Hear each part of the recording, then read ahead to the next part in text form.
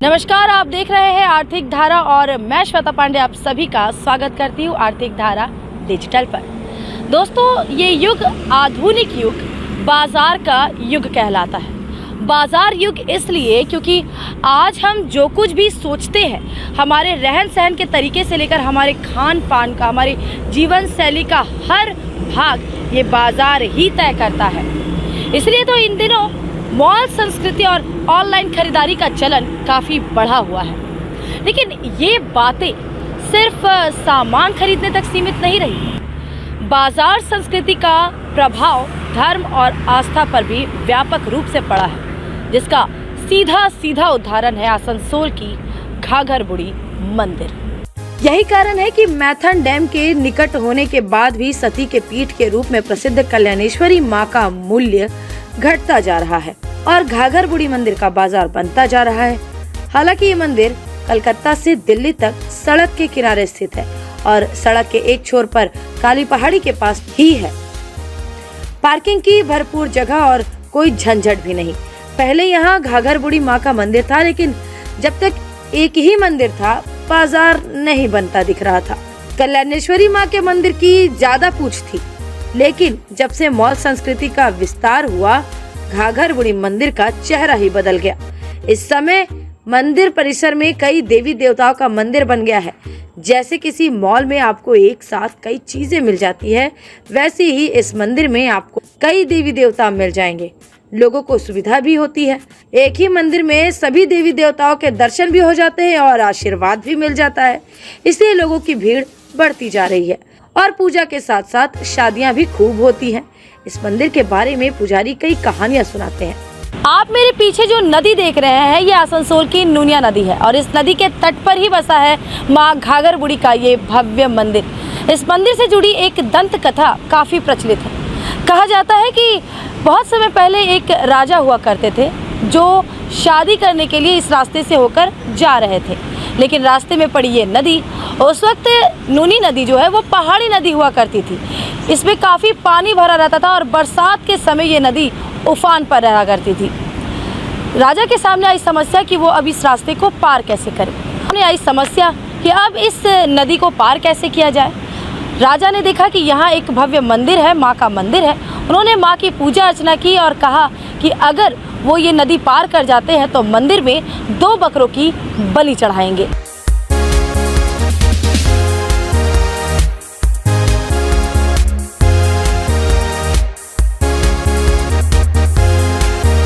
ये बंगाल की धरती है।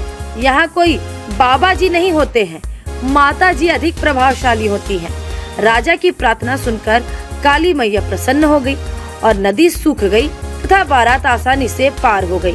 राजा ने सोचा कि लौटने पर बलि दी जाएगी। बारात काफी दूर जा चुकी थी, वापस लौटने में कई महीने लग गए। राजा बलि की बात भूल गए। लौटते समय वे बिना पूजा के ही नदी पार करने लगे। वो और उसके सभी साथी नदी में डूब गए। तभी से कहा जाता है कि इस मंदिर के पास नदी की गहराई बहुत अधिक है, इतनी कि इसमें हाथी डूब जाए।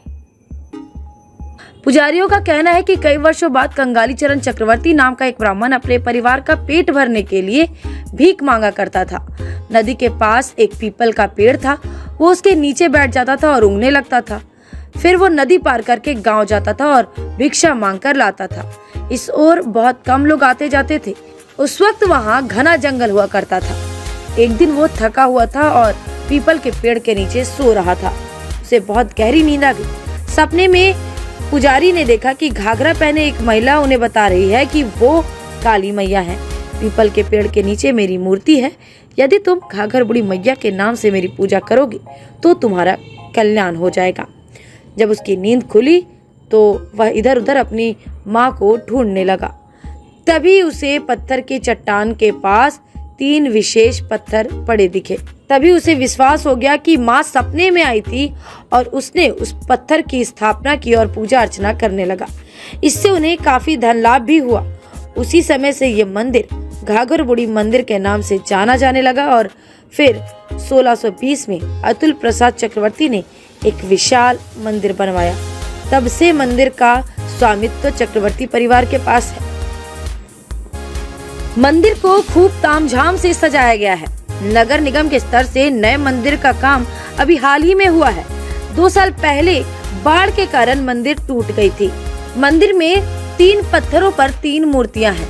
कहा जाता है कि बीच में माँ घाघर बुढ़ी यानी काली माँ, उनके बाईं ओर दुर्गा माँ और बीच में भैरव बाबा यानी भगवान शिव विराजित है और इन सब के ओम अंकित लोखंड लगा हुआ है। पूजा से पहले तीनों मूर्तियों को नारियल के पानी से नहलाया जाता है और ये जग जाहिर है कि माँ काली और बाबा महादेव की पूजा एक साथ एक ही जगह पर नहीं होती है, लेकिन अन्य स्थानों पर ऐसा नहीं होता। कहा जाता है कि माँ काली और भगवान शिव में भवा और भसुर का रिश्ता है, दोनों एक ही जगह पर नहीं रह सकते। अब सुनिए मंदिर से मॉल बनने की कहानी।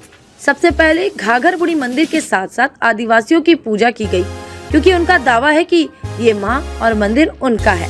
इस पर चर्चा कभी और होगी। फिलहाल आपको बताएं कि आदिवासी हर साल 15 जनवरी को एक बड़ी पूजा करते हैं।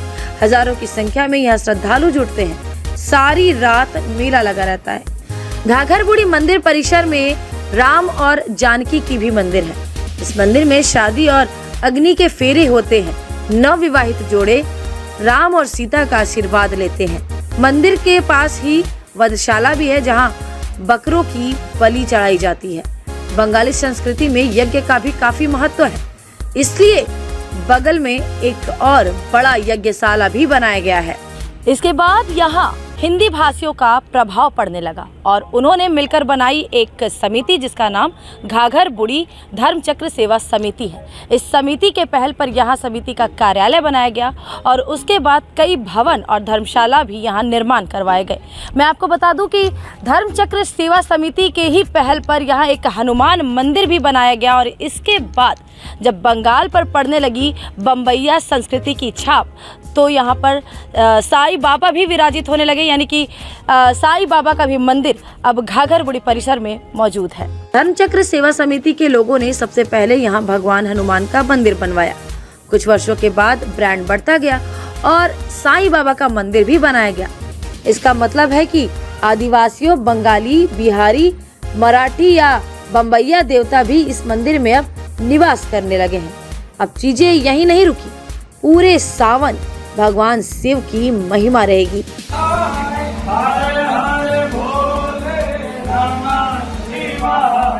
धर्मचक्र सेवा समिति कैसे चुप रह सकती थी। बस भगवान शिव का एक बड़ा मंदिर भी बनवाया गया।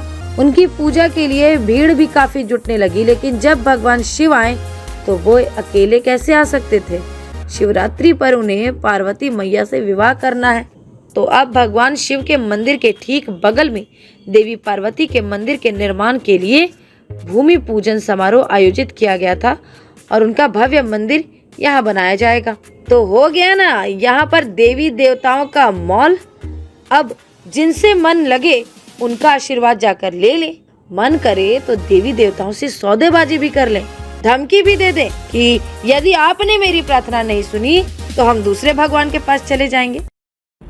घाघर बुढ़ी मंदिर के बारे में काफ़ी सारी जानकारी हमने आपको दी है। अब चलिए हम आपको बताते हैं कि इस मंदिर तक पहुंचने का रास्ता क्या है। हवाई जहाज से आ रहे हैं तो अंडाल यानी दुर्गापुर में हवाई अड्डा है, यहाँ उतर जाएं और कार भाड़े पर लेकर सीधे NH-19 से आसनसोल के काली पहाड़ी से आगे की ओर चले आए। NH-19 के किनारे ही माँ घाघर बुढ़ी का मंदिर है। ट्रेन से आना है तो आसनसोल स्टेशन पर उतरे और 3 किलोमीटर की दूरी पर है ये मंदिर। किसी भी वाहन से आ सकते हैं या अगर अपनी गाड़ी है तो आप सीधे NH-19 पकड़े और सनसनाते हुए चले आए माँ घाघर बुढ़ी के मंदिर में। यहाँ पूजा के सारे सामान उपलब्ध है। इसके लिए दर्जनों दुकानें खुली हैं। खाने पीने की भी भरपूर व्यवस्था है। कई होटल हैं। स्वादिष्ट चाय की तो कई दुकानें हैं। एक बार अगर पी लिया तो मन करेगा बार बार पिए, मन भरेगा भी नहीं। और ठहरने के लिए धर्मशाला तो है ही। नगर निगम का मैरिज हॉल हो चाहे सामुदायिक भवन भी, पार्किंग के लिए पर्याप्त सुविधा है, कोई परेशानी नहीं। तो बन जाए प्रोग्राम, मौका मिलते ही चले आइए देवी देवताओं के मॉल। इस वीडियो में इतना ही। बने रहे आर्थिक धारा के साथ, क्योंकि हम जुड़े हैं अपनी माटी अपनी थाती से।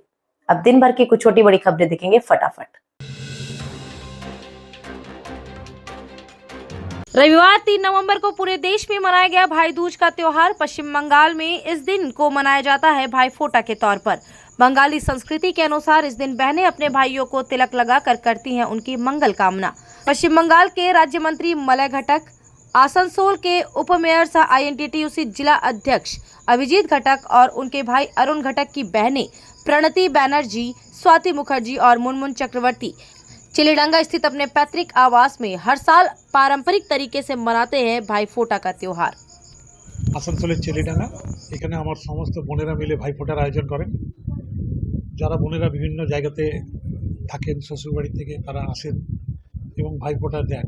তো আমাদের তিন ভাই, আমরা তিন ভাইও একসাথে এখানে জড়ো হই ভাই ফোঁটার দিনে এবং ভাই ফোঁটা তারপরে খাওয়া দাওয়া এই অনুষ্ঠানগুলো আমাদের হয়ে থাকে। এটা দীর্ঘদিন ধরে হচ্ছে, যতদিন থাকবো ততদিন হবে।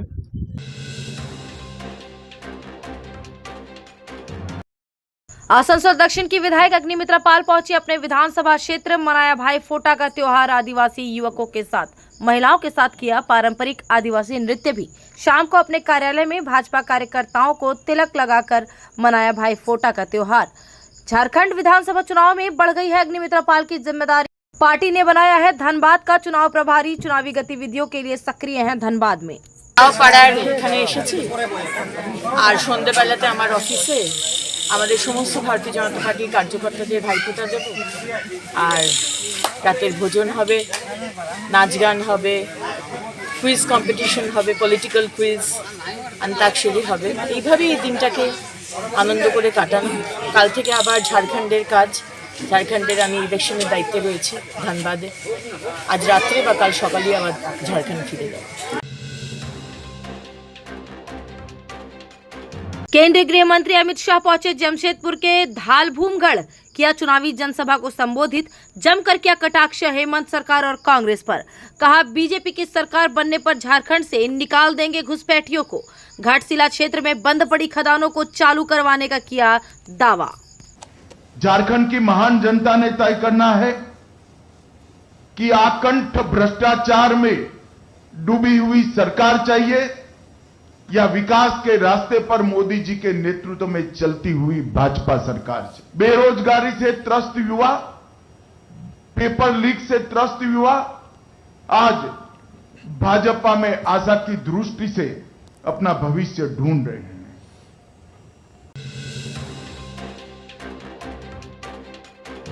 झारखंड की राजगद्दी हासिल करने के लिए बीजेपी का प्रचार अभियान है तेज। स्टार प्रचारक फायर ब्रांड नेता यूपी के मुख्यमंत्री योगी आदित्यनाथ 5 नवंबर की दोपहर 1 बजे करेंगे जनसभा को संबोधित। साक्षी आम बागान मैदान में चल रही है तैयारियां जोरों शोरों से। भाजपा जिला अध्यक्ष सुधांशु ओझा ने दी तैयारियों की जानकारी। अंतिम अवस्था में हम लोगों का कार्यक्रम स्थल पर हैंगर पंडाल बन रहा है, जिसमें 10,000 कार्यकर्ताओं, भाजपा के समर्थक की बैठने की व्यवस्था रहेगी और उस कार्यक्रम में प्रचार के लिए, साधन के लिए सारी तैयारियां हो गई है। कल से सभी मंडलों में करीब 30 प्रचार गाड़ी, शहरी क्षेत्रों के सभी थाना वाइज 30 प्रचार गाड़ी कल सुबह से निकल जाएंगे, उसकी सारी तैयारी हो गई है। सर्दी ने अभी दस्तक दी भी नहीं और सुबह की पहली किरण के साथ ही पूरे शहर में छा जाता है कोहरा। ये तस्वीर है रविवार की सुबह की, जहां राष्ट्रीय राजमार्ग 19 पर कोहरे के कारण धीमी गति से चल रहे हैं वाहन। यह स्थिति नवंबर के शुरुआत की है। अंदाजा लगाया जा सकता है जिस तरह इस साल भीषण पड़ी है गर्मी, उसी तरह पड़ने वाली है सर्दी की भी मार।